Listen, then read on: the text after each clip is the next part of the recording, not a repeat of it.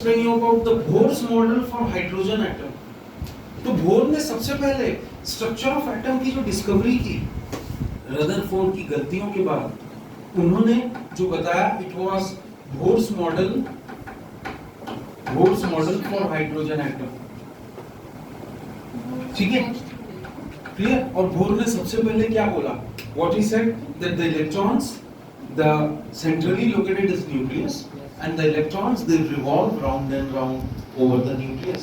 और उन्होंने दूसरी चीज बोली कि one of the large number of circular orbits, he said nucleus के आसपास बहुत सारे ऐसे सर्कुलर ऑर्बिट्स हैं, लेकिन इलेक्ट्रॉन्स अपनी ही ऑर्बिट में क्या करते हैं?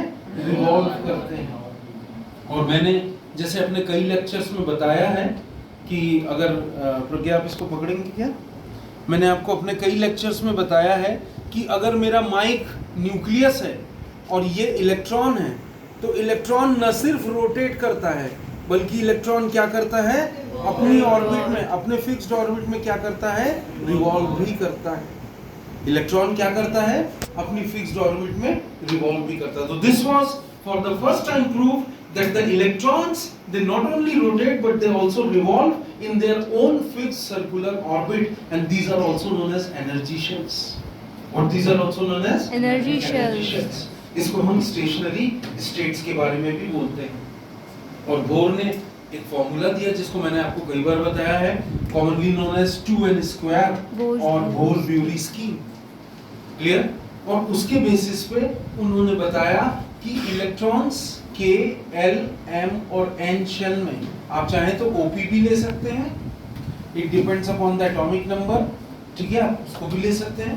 इलेक्ट्रॉन्स इनमें इलेक्ट्रॉन्स जो हैं वो अपनी फिक्स्ड ऑर्बिट में रोटेट भी कर रहे हैं और क्या कर रहे हैं? रिवॉल्व भी कर रहे हैं। Electrons they are not only rotating but they are revolving also round and round, बिल्कुल उसी तरीके से जैसे पृथ्वी सूर्य के चक्कर लगाती है। ठीक है, अपना रोटेशन भी करती है 24 आवर्स में और अपना रिवॉल्यूशन 365 दिन। Is this clear? इसी को थोड़ा सा और आगे देखेंगे। और उन्होंने इसके बेसिस पे उन्होंने बताया कि अलग-अलग डिफरेंट स्टेशनरी स्टेट्स में, क्योंकि उन्होंने हाइड्रोजन के बेस पे सबसे पहले खोजा था, तो for hydrogen and hydrogen like particles उन्होंने क्या बोला कि उनकी एनर्जी का पता लगाने के लिए उन्होंने बोर्स फार्मूला दिया।